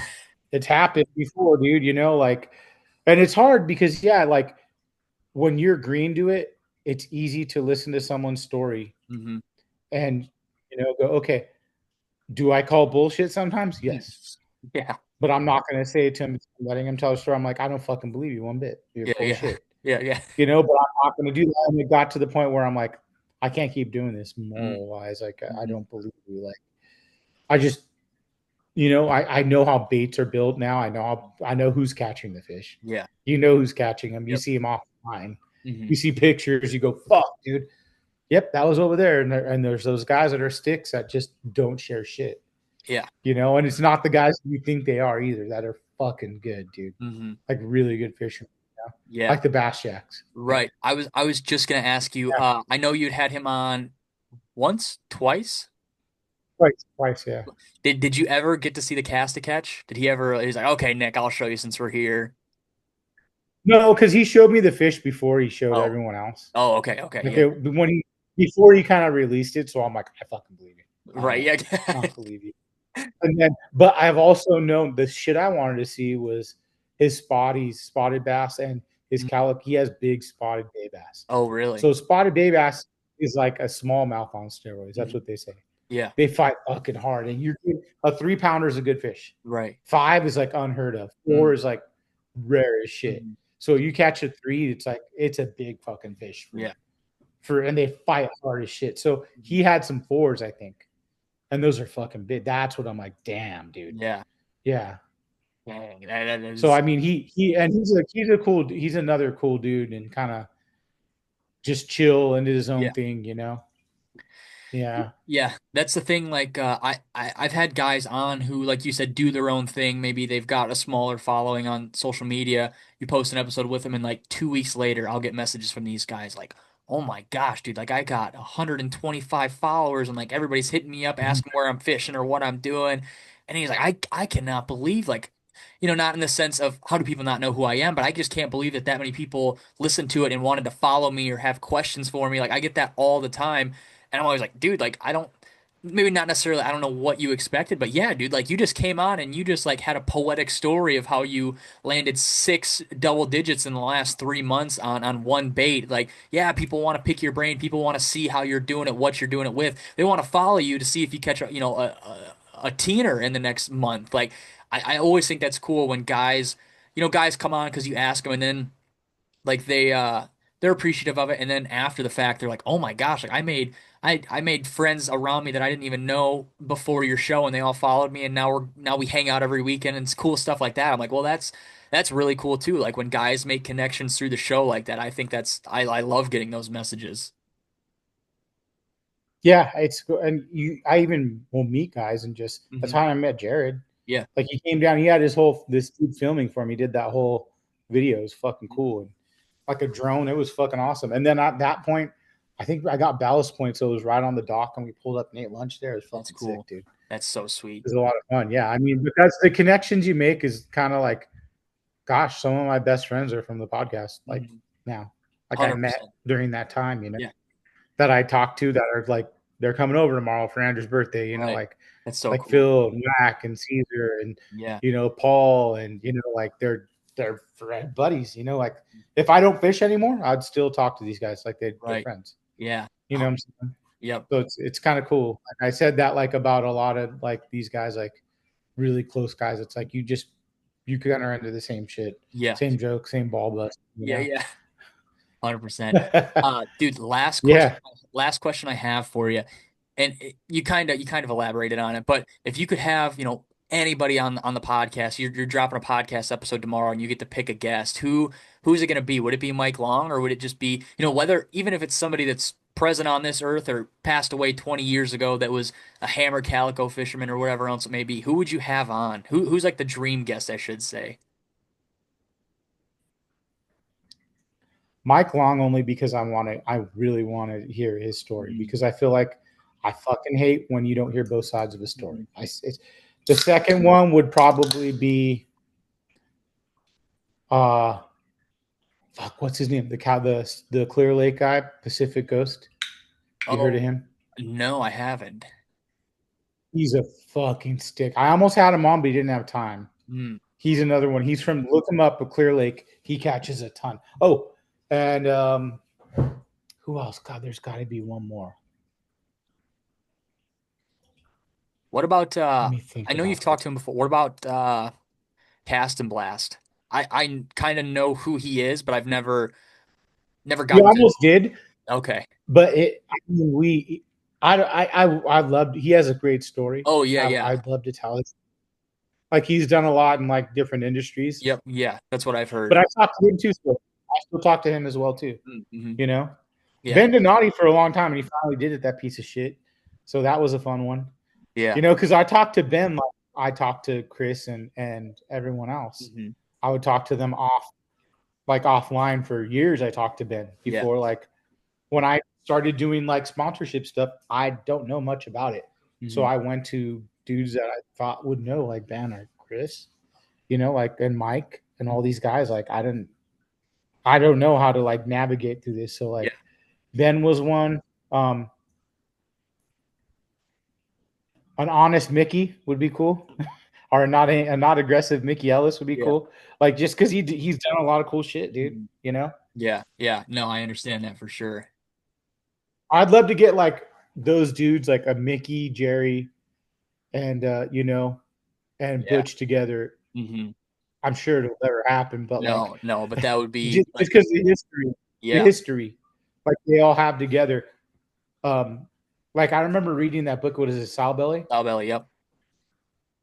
And reading that, I was like, dude, this is fucking awesome. Yeah. Like, I would have loved to like see a like an interview, documentary Mhm. type, like thing of that, Yeah. because I We're thought that was fucking. right. We're Jerry and Rago. We're Rago and Mickey were like pretty Yeah. much just going back and forth, trying to see who can make the best bait, catch the next big fish. I mean, I had the guy who wrote that book on Monty Burke, and just hearing him talk and like getting to talk to him and be like, dude, what did you not write in that book? Like, I know there was stuff said that you did not like publish to the New York Times. Like, come on, tell me. And he had some crazy stories of like going out and going to Mike Long's house and like walking in and See, that's it. you have all the fish and he's watching himself on the TV on ESPN or whatever, and he was like, because that's what I asked him. I was like, "Were you surprised when you saw that thing about Mike? Like, you've probably hung out with him the most out of a lot of people." And he was like, "I don't remember what he said, but it was along the lines of, that's just kind of the person Mike is. Like, he's gotta stay in the limelight. It seems like, or he's got to stay present with everything." And I was like, "Yeah, that makes sense." There's one more I just thought of right now. Joe Everett. You know who that is? The name sounds familiar. He was at Mission Viejo Lake. Remember? Did you ever hear that whole story? No. He was the guy. So Mission Viejo Lake had like a double, like a 20-pounder in it Uh-huh. or something big. Yeah. He caught a ton of big ones on the jig, Hmm. million. But pretty much he made a little video. Look it up when you're done. You guys could look it up on YouTube and stuff. Joe Everett. Pretty much like stating that bass fishing like pretty much fucking ruined his life. Mm. Trying to get a trophy. It's a Hmm. crazy video. It Hmm. shows him like fishing every fucking day. Mm. So I almost had him on too. I've talked to him. He's a nice guy, Hmm. but he said he just doesn't feel like Right. he's not ready to do that. I Mm. said no problem. Like Ryan Block was another one. He said I'm not ready to do a podcast for Right. like 3 years. And I Yeah. never pressured him, and he fucking one day and was like, "All right, cool." Same Damn. thing with Kayla. Kayla's like, "I'll come on, fuck it." Yeah. Kayla's fucking the cool shit. Nevius, or I don't know her new name now, but Right. she's really she's one of the coolest chicks I had on. Yeah. That's pretty cool. Yeah, it's I don't know, that's sick. I always appreciated that your stuff, 99.9% of it was all in-person stuff. And from a standpoint of myself trying to make everything as perfect as I can, dude, I'd love to do that, but I would drive myself crazy. Like you said, I'd be bringing every single light I have, 10 tripods, 6 cameras, and I'd have 10 gigab or 10 gigabytes or whatever of terabytes of Yeah. data from every episode. And then I'd get home and it'd feel even more like a job than it already does. So I just applaud you for that, just for the fact of doing that for so many of your episodes. I mean, it's that in itself is crazy. People appreciate that, but I don't know if people appreciate how much work goes into that because that's insane. Yeah, man. It turned into a like I remember I started GarageBand, Hmm. and then I'm like, why am I using GarageBand? I used Pro Tools for like 20 years. I used to be a Yes. recording engineer. So I got Pro Tools and did it that way. And then I got into the camera portion, and then my camera started to overheat. Mm. So I'm like, what the fuck am I going to do? So I got an ATM Mini, and that was great because it takes you to a little hard drive, Hmm. and it gives you multi-view live. Yeah. So I could sit there. I got really good at talking to you and just hitting the fucking thing back and forth Yeah, over yeah, cameras. yeah. That's And super then cool. on the ATM Mini, it has DaVinci. Hmm. You can take it in and you can go fix all the Yeah. cuts. Yep, with the It's all hotkeys and recorded. everything. That's so nice. Yes. But I'm a Premiere guy. I like using Premiere. Oh, So ooh, I'm a Da Vinci guy, so yeah. that would be nice for me. Yeah. I'm a Premiere Pro Tools, and then I started getting into After Effects too, but Mm. it's a lot. That blows my computer up. I can't use it. I used to use it, but I can't use it anymore. Just if I can do it on DaVinci, And I'll then do it on DaVinci. Uh, there's another badass app for uh Topaz. You oh, seen that? no.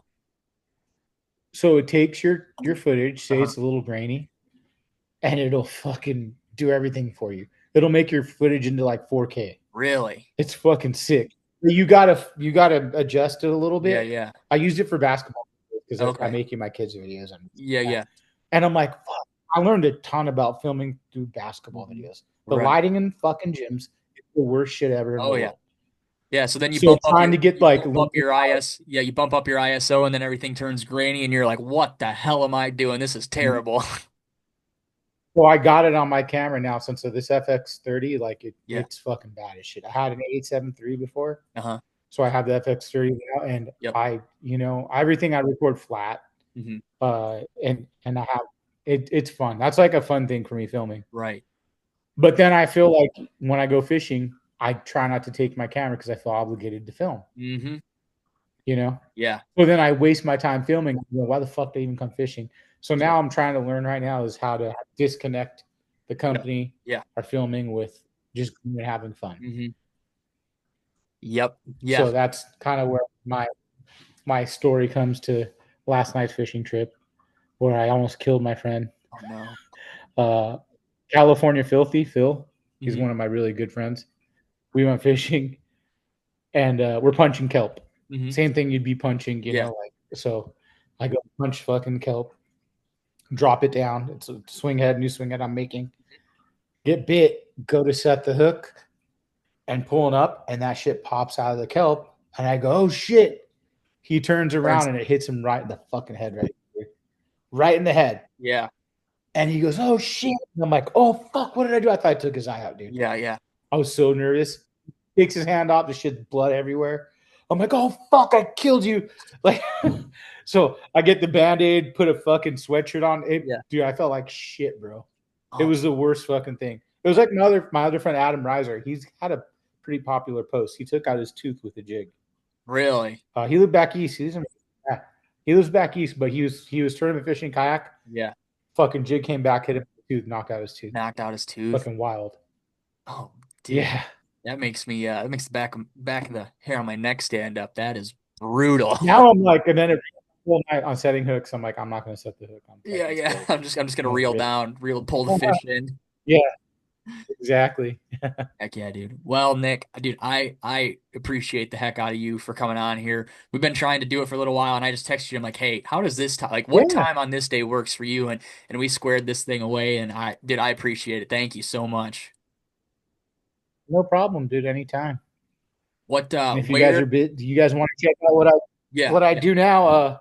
I do Viking heads. So that's a lead head. So we make a swing head, we make A rigs, we make a finesse head, and we make a regular lead head with a 2X hook. Ooh. So it's a 2X mustad. Hmm. It's heavy. It'll be good for striper up to Okay. 1 ounce. And then I have all kinds of new stuff I'm coming out with as well. Hmm. So I have two different versions of the swing head, one with the spring lock like a beast hook, Okay, yeah. and then one with a regular WG. Sick. And then that's it. And I still have the cast and crank page. I'll try to post some bullshit on there here and there, funny stuff. Yeah.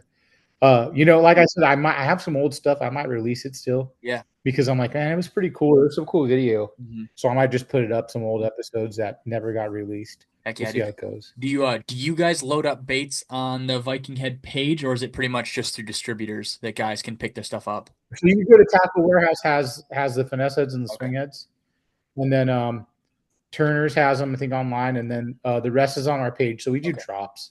Okay. So I'll do like because I just can't keep up on the page, but I try to do like custom colors, Mm. custom shit on there. So I'll be like, hey, here's like 10 packs each size, custom. Heck yeah, So dude. and remember, guys, give Scales and Tails a 5-star review on iTunes. It helps them. You never ask for that, so No, no, I'm gonna ask for them. I never do. I used to because I remember you asking all the time, like, "Oh, I'll start doing that," and I plugged it for like 20 or 30 episodes, and then it just went to the wayside. I I almost got it. I almost got 1,000. That's what I wanted. And holy then yeah, I got 950 or 40, I don't know. wow, But then yeah, so I'm like, yeah, whatever. It doesn't matter, but right? like it helps your algorithm on iTunes. So like I'd say make sure Yeah, you have them give you 5 stars, help you pump you. And so guys, give them a 5-star. It heck yeah, definitely dude. helps. What's the You don't Viking Head even gotta put website? anything good on there. You just put something mean like fuck him, Yeah, 5-star review. five Something stars. like yeah. What's the Viking Head website? It's vikingheadbaits.com. Perfect. Put that in the show notes. You guys can And go. then the story behind that, I called my wife for Viking because we would get too drunk. This happened on the podcast, and she would yell. So if you guys go back and listen to the first 2 or 3 Caesar roundtables, you can hear my wife yelling, "Cut him off!" on the background. They're drinking Jack Daniels, dude. And we had that fucking the Kraken. I Oh, called the one episode the Kraken, Kraken the because spiced rum. first, Yeah, I'm the first familiar with the Kraken. episode we had the rum and we fucking almost killed it. And then we came back like a year and a half later, it was still there. So we Oh, finished the bottle and it got real bad. Yeah. oh One man. time it got so bad I left Danny there with Jack Ball and someone else, and Caesar drove me home because I was so drunk. He's like, "We got to go. This guy's done." And he just got up with the podcast is going out left. Yeah, it's fun. I got a lot of fun old ones, Oh man. but I appreciate you having me on, man. Thank Yeah, you. dude, for sure. Like I said, go. I mean, Nick's got so many episodes out there. Like I said, go reminisce. Listen to these guys who I've had on recently who have been. Go listen to the Billy Skinner episode. Go listen to all of Mike's episode. That first episode with Mike is really good. That second episode of Mike was really good. I've had Caesar on, and you've like you said, you've got a gajillion episodes with Caesar, some roundtables, all that good stuff. You asked. That was the thing. Like I asked you when we first started talking. Like whenever I would have a guest on that you would have on. I wouldn't listen to your episode because I didn't want to know what you talked about because I didn't want if somebody who just started listening to my show, I didn't want them to miss out on stuff because I knew you'd already asked that. But you said you were the opposite. You would listen to my episodes to kind of see what we talked about and see how the conversation goes so you could steer it the way, you thought it was going to go, which I always thought that was interesting that we had a different way of going about that. Yeah, because I feel like my touch when I touch on stuff, I kind of look for. I used to do like a list of things. I'm sure you did the same thing where Yeah. I like try to hit on these things, Yep. and then I kind of go. I like the stories that like are like a little different to Mhm. do with fishing. Yeah. Like where it might be whatever that might be. Like you try to find those little like things like you can connect. Yeah. And I always like to find other dudes' hobbies, like what they're into Hmm. other than fishing, because they got Right. dumb Right. bullshit they're gonna be in. Yeah. Like when I went and did Matt Lures, Hmm. his room was sick, dude. He had like all these mounts. Like Hmm. so we talked about that a little bit. Hmm. No, but yeah, I mean I think it's you just got to find your process, Yeah. and I feel like if you guys are starting a podcast, you guys are listening to two guys that have done it for a minute and Yeah. take a little bit of notes because it's a motherfucker. Oh yeah, yeah, it is. Well, Yeah, Nick, dude, I appreciate you coming on, man. As always, I'll have all Nick's yeah, stuff of course, dude. linked in the show notes. You guys can go follow him, listen to the podcast, go pick up some Viking heads in case you guys want to try out a swing head or a lead head or whatever else, a rig, whatever else it may be. Yeah, We're getting ready to do all bass fishing, so you guys better go pick up some a rig. So when I have you on the podcast, you have something to talk about. But heck yeah, dude, Nick, I appreciate it, man. It was a hell of a time. I appreciate you taking some time out of your busy Friday, a day that's pretty special for you and your family. So I appreciate that, man. And I'm excited. Maybe I'll have you on in another couple episodes, and we'll go in depth to Viking heads, hear about all that. oh, we do calico. You can just start doing some calico, guys. There we There go. you I can go. do You can do that. Yeah. everything. Then Yeah, I won't know West what the Coast. hell to talk about. Oh man. As always, thank you guys for listening. I hope you enjoyed this episode, and I'll see you guys on the next one. See you guys.